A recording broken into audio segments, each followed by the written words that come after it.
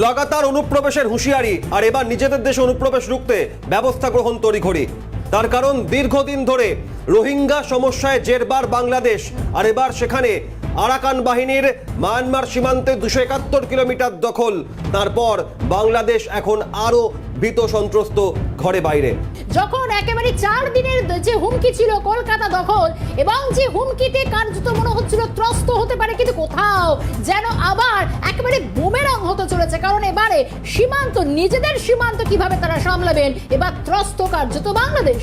বাংলাদেশের একদিকে সীমান্ত, ভারতীয় সেনাদের তৎপরতা, অন্যদিকে মায়ানমার সীমান্তে ধেয়ে আসছে আরাকান আর্মি। ইতিমধ্যেই মংডু শহর তারা দখলে নিয়েছে আরাকান আর্মি, যেরকম 270-71 কিলোমিটার মূলত এখনো পর্যন্ত এই যে সীমান্ত দখলে কার্যত টেকনাফ সীমান্তের ওপারের এলাকা। একই সঙ্গে সীমান্ত পেরিয়ে বাংলাদেশে ঢুকছে রোহিঙ্গা দল। নাপনদের আরাকান জলসীমায় নৌযান চলাচলে নিষেধাজ্ঞা। ঢাকা টেকনাফ সেন্ট মার্টিন রুটে ট্রলার চলাচল বন্ধ করলো বাংলাদেশ। মূলত আজ থেকেই অনির্দিষ্টকালের জন্য মাছ ধরাও বন্ধ। অনুপ্রবেশ রোধে বিজিবি অর্থাৎ বর্ডার গার্ড অফ বাংলাদেশ ও কোস্ট গার্ডের জোরদার টহলদারি। দেশের সীমান্ত নিয়ে নাস্তানাবুদ বাংলাদেশ। একদমই তাই, এবং নিজের দেশেই এবার অনুপ্রবেশ রুখতেই কি কার্যত এবার ব্যস্ত হয়ে পড়ছে বাংলাদেশ, এটাই এখন সব থেকে বড় প্রশ্ন। অর্থাৎ অভি যেটা বলার চেষ্টা করছিলাম, যে কোথাও যেন একটা জোড়া ফলায় বিদ্ধ হতে চলেছে বাংলাদেশ। একেবারেই বাংলাদেশে অন্তর্বর্তী সরকার গঠন হওয়ার পর লাগাতার তাদের দেশের অভ্যন্তরে যে বিপর্যস্ত পরিস্থিতি, তাতে বহু সনাতনী সংখ্যালঘুরা দেশ ছাড়ছেন ভয়ে। আর আরও এক স্লোগান আপনাদের মনে আছে, বৈষম্য বিরোধী ছাত্র আন্দোলন বা কোটা সংস্কারের দাবিতে আন্দোলনে দিল্লি যাদের মামার বাড়ি বাংলা ছাড়ো তাড়াতাড়ি, অর্থাৎ দিল্লি যাদের মামার বাড়ি বাংলা ছাড়ো তাড়াতাড়ি। আর এবার বাংলাদেশ বলছে যে অনুপ্রবেশ রোখো তাড়াতাড়ি। তার কারণ ইতিমধ্যেই আরাকান আর্মি তারা দখল নিয়েছে মায়ানমারের 271 কিলোমিটার সীমান্ত। সব মিলিয়ে বোঝার চেষ্টা করব বাংলাদেশের এই বিপদের বাড়াবাড়ি হচ্ছে, বিপর্যস্ত বাংলাদেশের এই পরিস্থিতি কিভাবে তারা সামলাবে। আমাদের সঙ্গে এই মুহূর্তে লেফটেন্যান্ট জেনারেল অবসরপ্রাপ্ত সেনাকর্তা উৎপল ভট্টাচার্য রয়েছেন, একই সঙ্গে রাজনৈতিক বিশ্লেষক রাজগোপাল ধর চক্রবর্তী রয়েছেন। আমি প্রথমে উৎপলবাবুর কাছে জানতে চাই, উৎপলবাবু 2015 সালে, আজ থেকে প্রায় 10 বছর আগে, এই আরাকান আর্মির সঙ্গে বিজিবি বর্ডার গার্ড অফ বাংলাদেশে দুবার সংঘর্ষ পর্যন্ত হয়েছিল। আর এই বৌদ্ধ ধর্মাবলম্বী আরাকান আর্মি তারা বরাবরই রোহিঙ্গা বিদ্বেষ রয়েছে। এমনকি মায়ানমারের জুন্টা সরকার তারাও রোহিঙ্গাদের দেশে না ফেরার জন্য যথারীতি কড়া বার্তা দিয়ে রেখেছে। এমতো অবস্থায় এই আরাকান আর্মির 271 কিলোমিটার সীমান্ত দখল কতটা বাংলাদেশের কাছে বিপদের সংকেত? দেখুন, বাংলাদেশের একটা জিনিস বুঝুন, ওদের কিছু এরকম ভাবে রাজ করছে, ওদের কিছু যেন হারাবার নেই।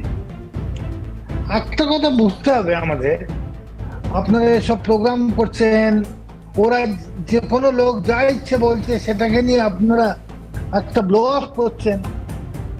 বিএনপি যেটাই করুক, বিএনপি জামাত নয়। জামাত হচ্ছে, মনে রাখবেন, 71 অপারেশনে ওরা চায়নি যে পাকিস্তান দুভাগ হোক, ওরা চায়নি যে বাংলাদেশ হোক, ওরাই ছিল রাজাকার। বলতেন না শেখ হাসিনা যে আমরা কোটাতে মুক্তিযোদ্ধাদের দেবো না, রাজাকারদের কোটা দেবো।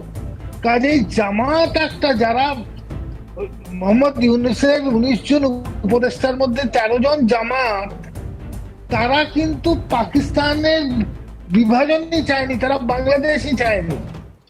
আরাকানদের কথাটা বলছেন মায়ানমারের দিকে বা এদিকে ইন্ডিয়া বর্ডারের সাথে কথা বলছেন, কিন্তু বিএনপি একটা রাজনৈতিক দল। মনে রাখবেন, বিএনপি দুবার শাসন করে গেছে, 1996 to 2001 বাদ দিয়ে। ঠিক তার আগে 1991 to 96 খালেদা জিয়া ছিলেন, আবার 2001 to 2006 খালেদা জিয়া ছিলেন। ওনার জন্যেই শেখ মুজিবের কন্যা শেখ হাসিনা ভারতবর্ষ থেকে ওখানে ফিরতে পেরেছিলেন 1978-এ। তো ব্যাপার হচ্ছে কি, এরা একটা রাজনৈতিক দল, কিন্তু ভারত বিদ্বেষী যদি দেখাতে পারে তাহলে ওরা কিছু সাপোর্টার্স পাবে, এইটা মনে রাখবেন।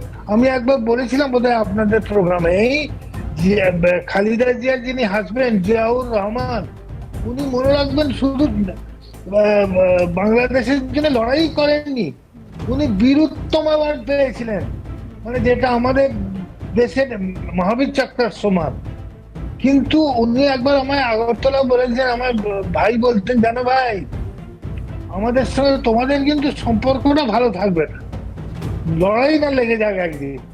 ওদের ব্যাপারটা হচ্ছে, ওদের সাইকিটা এমনই, ওদের ইকোসিস্টেমটা, যে ওদের সাধারণ কথা তখনকার দিনেই বলতো, আমাদের এতদিন পাঞ্জাবিরা মাথায় জুতো মারছে, পাঞ্জাবিরা মানে ওয়েস্ট পাকিস্তান, এখন কি আমরা হিন্দু জুতো খাবো, মানে ইন্ডিয়া খাবে?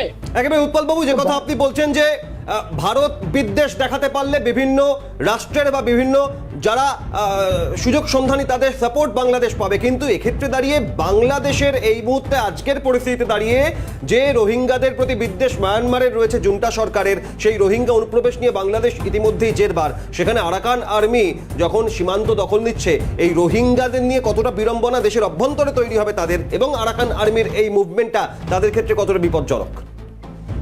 না, সেটা তো আছেই, সেটা তো আছেই, কারণ রোহিঙ্গাদের ওরা অনেকদিন রেখেছিল, চিটাগং হিলটা বা ফেনীর ওই দিকটায় বা কাপ্তাইয়ের জায়গায়, আপনি এটা অস্বীকার করতে পারবেন না, ওরা কিন্তু রোহিঙ্গাদের অনেকদিন রেখেছিল।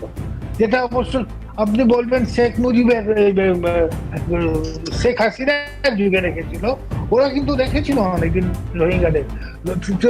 ওরা যে এখন আর নেই, ওদের যে আর এরা করতে পারবে না, তো আমরাও যেমন বলে দিচ্ছি, ওরাও তেমন বলছে। এখন মায়ানমারও রাখবে না, এরাও রাখবে না, সেই জন্য it's a matter of this coalition that will carry on.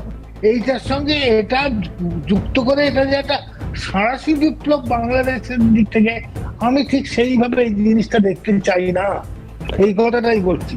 একদমই তাই। উৎপল বাবু একটু সঙ্গে তখন আমি এই নিয়ে রাজাগোপাল বাবুকে একটু যাওয়ার চেষ্টা করবো। রাজাগোপাল বাবু, সব থেকে বড় কথা শব্দ আমরা দেখলাম যে বিক্রম মিস্ত্রি তিনি গেলেন, এবং ভারত এবং বাংলাদেশের দুই দেশের এই যে সম্পর্ক একেবারে তলানিতে এসে ঠেকেছে, সেক্ষেত্রে মিত্র শক্তির বদলে একেবারে জঙ্গি রাষ্ট্র তকমা পর্যন্ত ভারতকে দিয়েছেন নায়াত আবদুল্লাহ, এবং সেক্ষেত্রে দাঁড়িয়ে যখন সমষ্টিগত আলোচনার দরকার রয়েছে বলে ভারত বারবার বার্তা দিচ্ছে, এবং এই জায়গা থেকে যখন কড়া হুঁশিয়ারি দিয়ে যাচ্ছে, কারণ বাংলাদেশ টলতে চাইছে না, ইউনুস সরকার কোনোভাবে হামলার কথাও স্বীকার করতে চাইছে না, কার্যত তারা একেবারে ফাঁপা বুলি আওড়াচ্ছেন।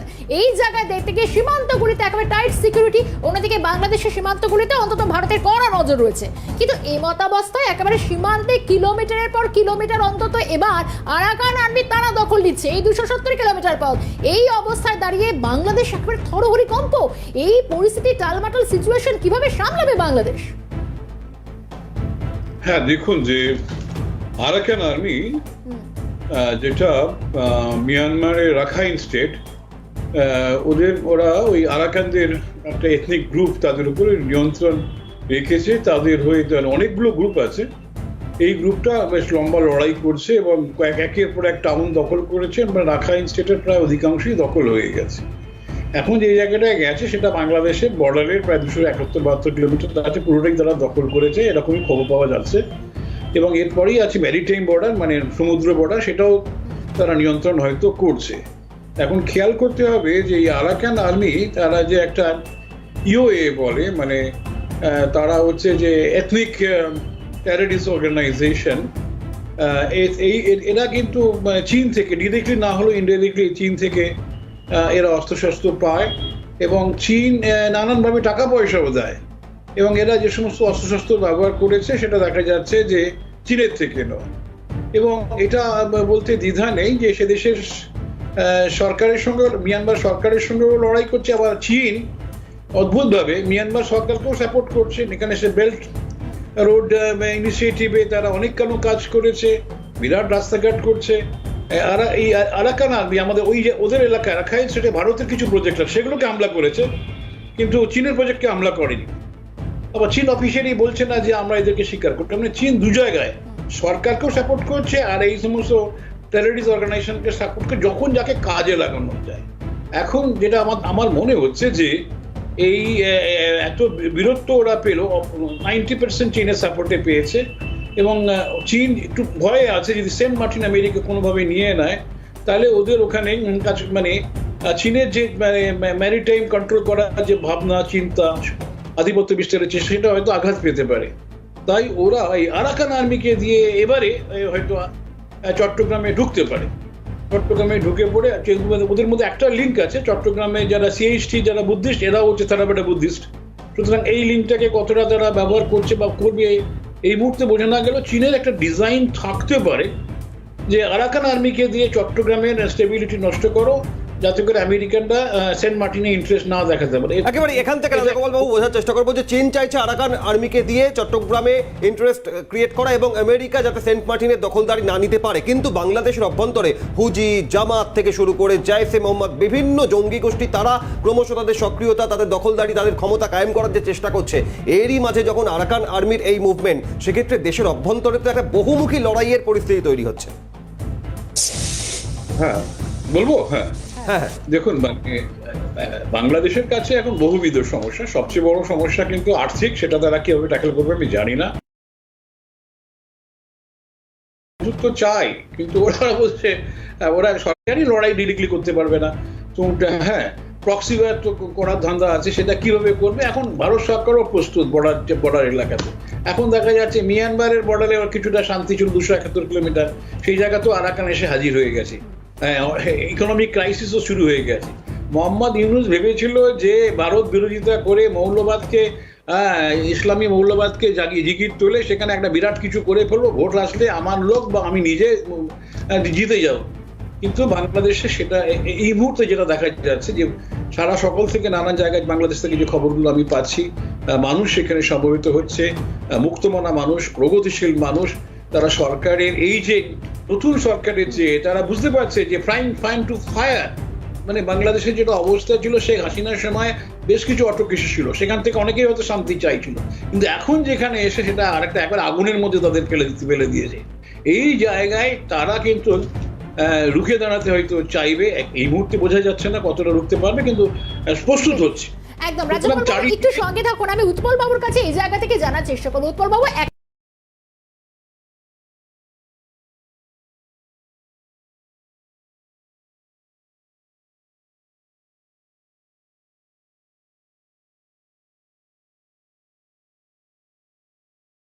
এবং নতুন করে বাংলাদেশকে দেখা যাচ্ছে তাদের নিজেদের অল্টারনেটিভ সাপ্লাই নেটওয়ার্ক আছে। যাই হোক, আমরা বুঝতে পারছি সেখানে একটা বিরাট উত্তেজনা হচ্ছে। আমরা এটা বুঝতে পারছি ভারত বিরোধী বৈষম্য আন্দোলন চলছে।